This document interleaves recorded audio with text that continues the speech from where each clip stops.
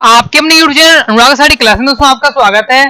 तो जैसा कि दोस्तों हम पढ़ रहे थे कक्षा 12वीं इतिहास में अध्याय 1 ईंटें मनके और अस्थियां, जिसमें क्या है पूरा हड़प्पा सभ्यता के बारे में पूरा आपका चैप्टर है, जिसमें क्या है आपका पार्ट 1 और पार्ट 2 आ चुका है।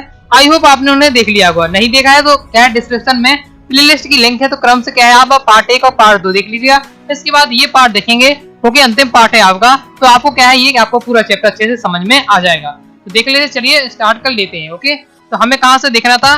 तो हमें इसमें देखना था यहाँ से। ओके, आपको यहाँ से देखना था शिल्प उत्पादन में कच्चे माल की प्राप्ति। इस टॉपिक से हमें समझना। तो चलिए स्टार्ट कर लेते हैं। ओके, तो देखना था शिल्प उत्पादन में कच्चे माल की प्राप्ति। तो पहले कच्चा माल देखते हैं। तो स्थानीय स्तर पर उपलब्ध होते थे मिट्टी। ओके, फिर नेक्स्ट हो जाता है दूर से लाई जाने वाली वस्तु, जैसे पत्थर हो गया, लकड़ी हो गया, तथा धातु जड़ों मैदान से बाहर से मंगाए जाते थे। ओके, तो धातु क्या है, जड़ों मैदान से बाहर से मंगाए जाते थे। तो कच्चा माल कहाँ से प्राप्त होता था? तो देखो मिट्टी जो स्थानीय लेवल पर प्राप्त हो जाती है, जो अन्य जगहों से मंगाना पड़ता था वो हो जाते हैं पत्थर, लकड़ी और क्या है या धातु। ओके, नेक्स्ट उप महाद्वीप तथा उनके आगे से आने वाला माल। ओके, तो हड़प्पा वासी शिल्प उत्पादन के लिए कच्चा माल प्राप्त करने के कई तरीके अपनाते थे। ओके, नागेश्वर और बालाकोट से शंख मिल जाता था। अफगानिस्तान में सोंघई से नील रंग का लाजवर्ण मणि मिलता था। लोथल से कॉर्नेलिया पत्थर मिलता था। अब मैंने आपको बताया कॉर्नेलियन पत्थर क्या है, पार्ट 2 में बताया, तो देख लीजिएगा। ओके, नेक्स्ट है आपका सेलखड़ी दक्षिणी राजस्थान और उत्तरी गुजरात से मिलता था, और राजस्थान से खेतरी से तांबा, दक्षिण भारत से सोना। ये सब क्या है स्थान बताए गए हैं कि इन लोगों को हड़प्पाई वासी को कहाँ से कौन से क्या है वस्तुएं प्राप्त होती थी। ओके, कच्चा माल प्राप्त होता था।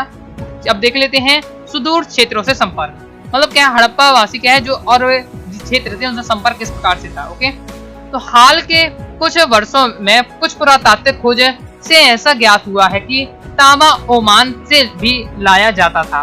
ओमान के तांबे तथा हड़प्पाई पूरा वस्तु दोनों में निकल के अंश मिले हैं। एक हड़प्पाई मर्तवान जिसके ऊपर काली मिट्टी की एक मोटी परत चढ़ी हुई थी, ओमान से प्राप्त हुई है। ओमान एक स्थान का नाम है। ओके, तो पुरातात्विकों ने मतलब इतिहासकारों ने अनुमान लगाया कि जो क्या तांबा है वो ओमान से हड़प्पाई वासी क्या है ओमान से मंगाते थे। ओके, तो ओमान से क्यों मंगाते हैं ऐसा कैसे कह सकते हैं इतिहासकार? तो क्या है जो ओमान के क्या है धातु तांबा मिली है, जो यहाँ की मिली है अपनी हड़प्पाई वासी की, तो क्या है लगभग क्या है उनमें अंश से एक ही है। ओके, नेक्स्ट देखते हैं मेसोपोटामिया के लेख में मगान शब्द था। मगान संभवतः ओमान के लिए प्रयुक्त नाम था। लंबी दूरी के संपर्क में अन्य पुरातात्विक खोज में हड़प्पा की मोहर बाट तथा मनके भी मिले हैं।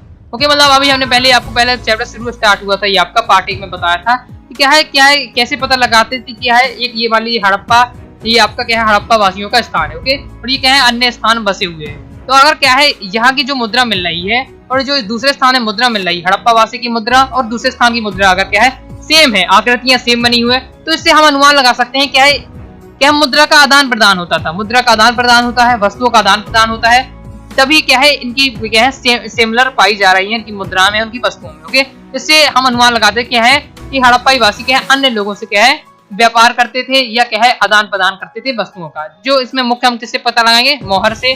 ओके, मतलब सिक्के से और बाट से और मनके से हमें इसका अनुमान लगाएंगे। ओके, अब चलिए हम पढ़ते हैं मोहर मुद्रांकन। ओके, देख लेते हैं मोहर और मुद्रांकन का प्रयोग लंबी दूरी के संपर्क को आसान बनाने के लिए होता था।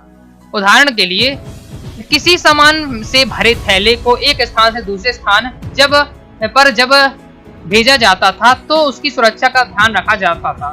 थैले के मुख को रस्सी से बांध दिया जाता था। पहले मैं आपको बताऊं मुद्रांकन क्या है। मुद्रांकन को आप समझ लीजिए सील। ओके, सील क्या होती है आपकी मुद्रांकन, मोहर भी उसी को सील को कहते हैं अपन।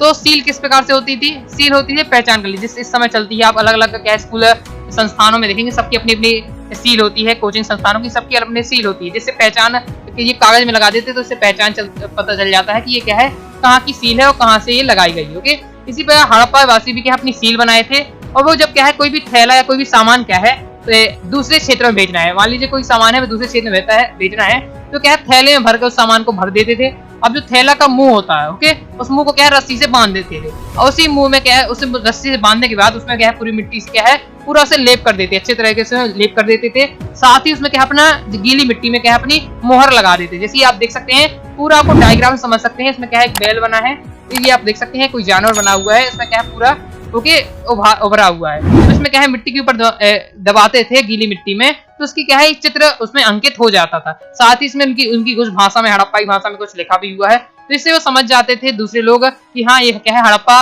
वासियों ने भेजी है। साथ ही इससे यही पता चल जाता, मान लीजिए क्या है जो बीच में मान लीजिए वो कोई रास्ता में किसी क्या है इस सामान को देखने की, यार इसे चोरी करने की कोशिश करता है, खोलने की कोशिश करता है, तो सील क्या है खुल जाएगी, वो पूरा मिट्टी का उन्हें पूरा खोलना पड़ेगा। इससे फिर दूसरे वाले को सामने वाले को मिलेगी, तो उससे पता चल जाता है कि इससे क्या सामान निकाल लिया गया है। ओके, तो मोहर इसके प्रकार का उपयोग होता था। तो हम आगे पढ़ते हैं।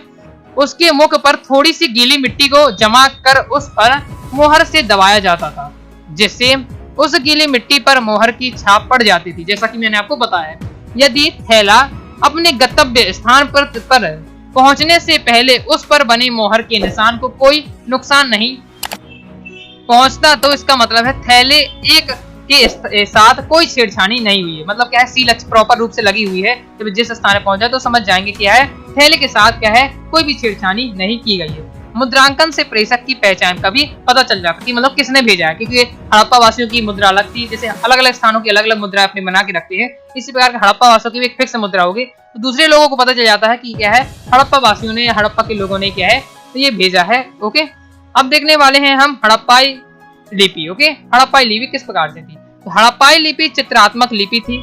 इस लिपि में चिन्हों की संख्या लगभग क्या है 375 से लगभग 400 के बीच में थी। ओके, यह लिपि दाएं से बाएं की ओर लिखी जाती थी। ओके, मतलब क्या है बाएं से इसमें लिखी जाती थी दाएं से बाएं की ओर, आपको ध्यान रखना है। ओके, अपन किस प्रकार से लिखते हैं? अपन लिखते हैं बाएं से लेकर अपन दाएं की ओर लिखते हैं। ओके, तो ये लिपि लिखी जाती थी दाएं से होकर, मतलब क्या है दाएं से लेकर बाएं की ओर। जैसे अभी क्या है उर्दू होती है वो उल्टे क्रम में लिखी जाती है, उसी प्रकार क्या है हड़प्पा की वो होती है। ओके, लिपि उसी प्रकार से लिखी जाती थी। हड़प्पा लिपि एक रहस्यमय लिपि है, इसलिए कहलाती है क्योंकि इसे आज तक कोई नहीं पढ़ पाया है। ओके, आज तक पढ़ा नहीं जा सका है। तो हड़प्पाई लिपि को क्या कहते हैं? अपन कहते हैं रहस्यमय लिपि। क्यों कहते हैं? क्योंकि अभी तक क्या है इस लिपि को कोई पढ़ नहीं पाया है। ओके, अब लिपि के आप देख सकते हैं ये चित्र इस प्रकार से मिलते थे, तो आप देख सकते हैं इसमें कुछ क्या है समझाने की कोशिश की गई है। लिपि इस प्रकार से क्या है कुछ चित्र रहते थे, लिपि के कुछ इसमें नमूना आपको दिखाया गया है। अब चलिए हम दोस्तों पढ़ते हैं बांट। ओके, बांट किस प्रकार से थे? तो बांट चट नामक पत्थर के बनाए जाते थे। याद रखना है आपको कि जो हड़प्पा सभ्यता में क्या है जो बांट बनते थे वो क्या है चट नामक क्या है आपके पत्थर से क्या है बनाए जाते थे। ओके, आगे देख लेते हैं। आगे है आपका छोटे बांटों का प्रयोग, बड़ों का नहीं छोटे बांटों का प्रयोग क्या है आभूषण और मनकों को तौलने के लिए किया जाता था। तो आपको ही पता है इस समय वर्तमान में भी अब क्या है सोना लेने जाएंगे तो ऐसा तो है नहीं है, तो वो क्या है जो तखरिया होती है तराजू होती है उससे तौले, उसका क्या है छोटा से क्या है हुआ उसके बांटों का प्रयोग करते हैं, छोटी सी उसकी तराजू होती है। ओके, तो आगे देखते हैं धातु से बने तराजू के पल्ले भी मिले हैं। यह बांट देखने में बिल्कुल साधारण होते थे, इनमें किसी प्रकार का कोई निशान नहीं बनाया जाता था। अब चलिए मैं आपको बांट की डिजाइनिंग दिखा दूं किस प्रकार से पाए गए हैं। देख सकते हैं बांट किस प्रकार से आप देख सकते हैं डायग्राम में इस प्रकार से होते थे अलग अलग डिजाइन के, जैसा कि आप क्या है देख सकते हैं। ओके, अब हम दोस्तों पढ़ते हैं हड़प्पाई संस्कृति में क्या है शासन, मतलब क्या है हड़प्पा की कोई भी शासन चल रहा होगा तो उसमें कोई ना कोई राजा होगा, जरूर होगा। ओके, नहीं तो बिना उसके कोई राजा की शासन नहीं चल सकता। तो हड़प्पाई संस्कृति में हड़प्पा संस्कृति है उसमें शासन किस प्रकार से था। ओके, देख लेते हैं। तो हड़प्पा सभ्यता में किस प्रकार के शासक था इसके बारे में अधिक जानकारी प्राप्त नहीं हुई है। संभवतः हड़प्पाई समाज में जिसका भी शासन रहा होगा उन्होंने जटिल फैसले लिए और उनका कार्यान्वित भी किया होगा। ओके, क्योंकि हड़प्पा की पूरा वस्तुओं में एक रूपता दिखाई देती है। उदाहरण के लिए मोहर, बाट, मनके, ईंट अलग अलग स्थान से मिली हैं, लेकिन सब एक रूपता दिखी है। संभवतः ईंट का उत्पादन केवल एक केंद्र पर नहीं होता था। तो देखिए क्या है हड़प्पा सभ्यता में क्या है शासक कौन करता था इसका क्या है क्लियर आंसर नहीं मिल पाया, कौन करता था इसका क्लियर जानकारी नहीं मिल पाई है। ओके, लेकिन ये जरूर कहा जा सकता है कि जो भी शासक होगा वो क्या है जटिल फैसले लेता था। साथ ही इसका ये भी अनुमान लगाया कि एक ही राजा होगा। एक ही राजा किस प्रकार से अनुमान लगाया? देखिए अगर क्या है कोई 4 स्थान है मान लीजिए, ओके 4 स्थान है और चारों स्थान का राजा अलग अलग हुआ, तो राजा अलग अलग हुआ तो वो अपनी अपनी मुद्रा चलाएगा, अपनी अपनी बाढ़ चलाएगा, अपनी अपनी मन की उसकी रहेंगे, उनकी अलग अलग डिजाइनिंग, अलग अलग संस्कृति रहेगी। लेकिन जब खुदाई की है अलग अलग स्थानों की तो पाया गया है कि वहाँ की क्या है मोहरे थे, मनके थे, ओके और ईंटें, खासकर देखिए मकान पूरा मकानों बने थे तो ईंटों का प्रयोग होता था। ईंटों की डिजाइन, ईंटों की साइज, ओके पूरी क्या है सभी जगहों में एक सी थी और पूरे ईंट सभी क्या है एक ही से सभी जगह पाई गई है। तो इससे अनुमान भी लगाया जाता है कि शासक क्या इसमें एक ही रहा होगा, ओके इस प्रकार से हम देख सकते हैं। साथ ही इसका भी अनुमान लगाया गया है कि ईंट का उत्पादन क्या है एक केंद्र एक ही नहीं था, क्योंकि अब इतना ज्यादा एरिया था, एक ही जगह में इतनी सारी ईंटें नहीं पॉसिबल है बनना, ओके अलग अलग स्थानों में क्या है ईंटें भी बनाई जाती है। चलिए आगे देख लेते हैं। आगे है हड़प्पा सभ्यता का एक विशाल क्षेत्र में फैली सभ्यता थी, फिर भी जम्मू, गुजरात, पाकिस्तान अधिकतर स्थानों पर एक ही आकार की ईंटें प्राप्त हुई हैं, ओके। हम देखने वाले हैं हड़प्पाई शासक वो केवल पुरातात्विकों में मतभेद, ओके तो देख लेते हैं। प्रसाद तथा शासक, मोहनजोदड़ो में एक विशाल भवन मिल रहा है जिसे प्रसाद की संज्ञा दी गई है, मतलब एक क्या है मोहनजोदड़ो में एक बहुत बड़ा क्या है एक भवन मिला है, ओके मकान मिला है, जिसे क्या कहा गया है प्रसाद कहा गया है, ओके। लेकिन यहाँ से कोई भव्य वस्तु नहीं मिली है। एक पत्थर की मूर्ति को पुरोहित राजा का नाम दिया गया है, लेकिन इसके भी विश्वसनीय प्रमाण नहीं मिले। एक वहाँ मूर्ति, लेकिन क्या है कोई क्या है भव्य वस्तु नहीं मिली है, लेकिन क्या है एक मूर्ति मिली है जिसे क्या कहा गया है राजा कहा गया है, ओके। तो अब इसकी मूर्ति आप देख सकते हैं, ये इस प्रकार की क्या है मूर्ति मिली है, दाढ़ी वाले पुरुष की पत्थर से बनी एक मूर्ति, ये इस प्रकार की मूर्ति प्राप्त हुई है। और आप क्या अपनी जो एनसीईआरटी की बुक है उसमें भी आप क्या है डायग्राम बेहतरीन तरीके से दिया है, समझाया गया है, उससे भी आप अच्छे से पढ़ लीजिएगा, ओके। बाकी मैं आपको डायग्राम के सह समझाते जा रहा हूँ, ओके। अब नेक्स्ट हम देखते हैं पुरातात्विक, ओके। अभी तक हमने क्या है टेलीग्राम को ज्वाइन किया तो ज्वाइन करके क्या है आप क्या है साथ ही सब्सक्राइब करके बेल आइकन प्रेस कर लीजिएगा यूट्यूब चैनल को, जिससे आपके पास क्या है सभी वीडियो पहुंच आए, ओके। और पीडीएफ के लिए आपको टेलीग्राम को ज्वाइन जरूर कर लीजिएगा। हम पढ़ने वाले हैं पुरातत्विक, ओके। तो कुछ पुरातात्विक या अपन कह सकते हैं इतिहासकार भी कहते हैं कि हड़प्पा समाज में शासक नहीं थे, सभी की स्थिति समान थी। ये अलग अलग देखिए विद्वानों का अलग अलग मत है दिया है, ओके। तो किसी ने कहा है, कई विद्वान कहते हैं कि हड़प्पा जो समाज में उसमें कोई शासक नहीं था, क्योंकि वहाँ स्थिति क्या लगभग समान दिखती है सभी, ओके।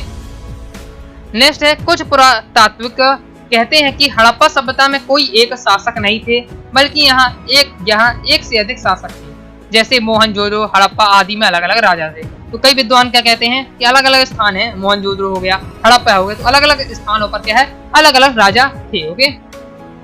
फिर नेक्स्ट है कुछ इतिहासकारों का यह तर्क देते हैं कि यह एक ही राज्य था, क्योंकि हड़प्पा सभ्यता के विशाल क्षेत्र फल होने के बाद भी विभिन्न स्थानों में एक जैसी वस्तुएं मिली है, जैसे पुरातात्विक वस्तुओं का मिलना, नियोजित बस्ती के साथ है, ईंटों का समान आकार। तो क्या है कुछ इतिहासकार मानते हैं, जैसा कि मैंने आपको पहले बताया है कि इनका क्या है विशाल क्षेत्र होने के बाद भी क्या है इसमें क्या है एक ही प्रकार का क्या है ईंटें मिली हैं, पुरातात्विक वस्तु मिली हैं और बस्तियों की डिजाइनिंग, ओके आकार सब एक सा मिला हुआ है। इसलिए क्या है एक ही राजा होगा तभी क्या है सभी काम एक से हो पा रहे होंगे, ओके। अलग अलग राजा होता तो अलग अलग होता है, इसलिए क्या है अनुमान लगाया कि एक ही राजा होगा। हम दोस्तों देखने वाले हैं बहुत ही ज्यादा इंपॉर्टेंट टॉपिक है आपका, हड़प्पा सभ्यता का पतन किस प्रकार से हुआ। इतनी बेहतरीन सभ्यता थी हड़प्पा सभ्यता, तो इसका अंत किस प्रकार से हो गया, ओके। तो इसको हम देखने वाले हैं। तो इसमें मैंने आपको कुछ पॉइंट से मैंने आपको डायरेक्ट समझा रहा हूँ, ओके। बाकी इसके बाद आप जब पेपर में अगर आता है तो पॉइंट बस आपको याद रख लेना है, इसके बाद आप क्या है पढ़ लेंगे तो डिटेल आप क्या आसानी से बन जाएगी, समझ लेते हैं तो आप आसानी से इनकी क्या है डिटेल आप जितने चाहे लिख सकते हैं, ओके। मेन पॉइंट आपको समझना है। तो हड़प्पा सभ्यता के पतन का एक मुख्य कारण था आपका बाढ़ का आना, ओके, या कह सकते हैं सिंधु नदी का मार्ग बदलना। ये सब क्या है अलग अलग विद्वानों ने अलग अलग तरीके से बताए हैं, कोई कुछ क्लियर नहीं है, ओके। भूकंप के कारण हो सकता है, जलवायु परिवर्तन हो सकता है, आर्यों का आक्रमण, ओके। आर्यों के आक्रमण से क्या है आपका क्या है ये आपका हड़प्पा सभ्यता का अंत हो सकता है, या क्या है वनों की कटाई के कारण। ये सब क्या है बताए जाते हैं हड़प्पा सभ्यता के पतन के कारण। हम दोस्तों देखने वाले हैं कनिंघम कौन था। ये क्या है मैंने कुछ टॉपिक छूट गए थे तो मैंने उसे लिया गया है, और ये क्या है आपका सीबीएसई में पूछा गया था, इंपॉर्टेंट क्वेश्चन है इसलिए मैं आपको बता रहा हूँ कनिंघम कौन था, ओके। प्रीवियस ईयर पेपर में इंपॉर्टेंट आ चुका है, ओके। तो कनिंघम क्या है भारतीय पुरातत्व सर्वेक्षण विभाग का पहला डायरेक्टर जनरल था। अलेक्जेंडर कनिंघम को क्या है भारतीय पुरातत्व का जनक कहा जाता है, तो याद रखना है, इंपॉर्टेंट है आपका क्या है अलेक्जेंडर कनिंघम को क्या है भारतीय पुरातत्व का जनक कहा जाता था, ओके। नेक्स्ट देख लेते हैं। नेक्स्ट कनिंघम ने 19वीं शताब्दी के मध्य में पुरातात्विक खनन आरंभ किया। यह लिखित स्रोतों का प्रयोग अधिक पसंद करते थे। ओके, चलिए अब देख लेते हैं नेक्स्ट, कनिंघम का भ्रम। ओके, कनिंघम को क्या भ्रम हुआ? क्वेश्चन इस प्रकार से आता है, कनिंघम कौन था और कनिंघम का भ्रम क्या था, ये इस प्रकार से क्वेश्चन आता है, इसलिए मैं आपको बता रहा हूँ।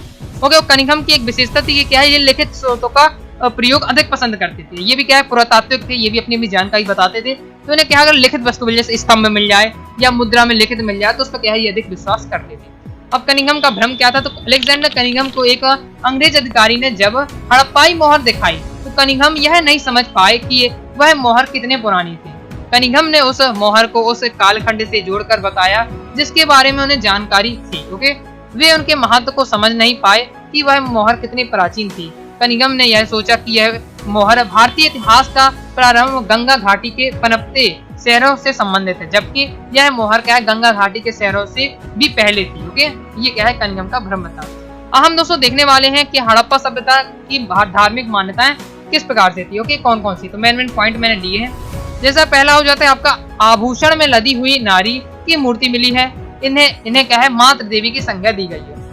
हड़प्पा सभ्यता की जब खोज हुई है, ओके, खुदाई हुई है, तो उसमें क्या है, एक नारी की मूर्ति मिली है जो क्या है, एकदम आभूषण से लदी हुई है, तो इन्हें क्या है, मातृ देवी की संज्ञा दी गई है। ओके, नेक्स्ट है विशाल स्नानागार तथा कालीबंगा और लोथन से मिले हैं। ओके, ये आपके विशाल स्नानागार कहाँ से मिले हैं, कालीबंगल और लोथन से मिले हैं। साथ ही क्या है, वेदियों तथा रचनाओं को अनुष्ठानिक महत्व दिया गया है। कुछ मोहरों में क्या अनुष्ठान के दृश्य देखे जा सकते हैं, मतलब अनुष्ठान है, मतलब धार्मिक में विश्वास करते थे। ओके, धार्मिक मान्यताओं पर ये क्या है, विश्वास करते, तभी इनकी क्या है, मोहरों में क्या है, अनुष्ठान के दृश्य मिले हैं। साथ ही क्या है, कुछ मोहरों पर क्या है, पेड़ पौधे भी उत्कीर्ण है, मतलब ये पेड़ पौधों की पूजा करते थे जिस प्रकार से हो रही है। ओके, नेक्स्ट है, ऐसा माना जाता था कि हड़प्पा के लोग प्रकृति की भी पूजा करते थे। जब क्या है, पेड़ पौधे मिले तो ये पेड़ पौधों को महत्व देते होंगे, तभी तो उन्होंने क्या है, मोहर में छपवाई है। ओके, उनके अंकन मिले हैं, तो इसी कहा गया है कि ये क्या है, हड़प्पा के लोग क्या है, प्रकृति की क्या है, पूजा करते थे।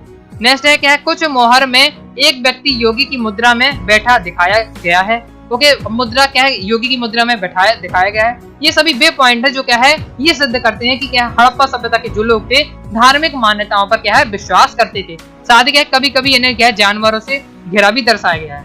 नेक्स्ट संभवतः यह शिव अर्थात हिंदू धर्म के प्रमुख देवता रहे होंगे। नेक्स्ट है, पत्थर के शंकुआकार वस्तुओं को शिवलिंग के रूप में वर्गीकृत किया गया है, ये हो जाता है। ओके, तो इस प्रकार से अपना क्या है, अध्याय 1 ईंटें मनके तथा अस्थियां वाला चैप्टर कंप्लीट हो जाता है।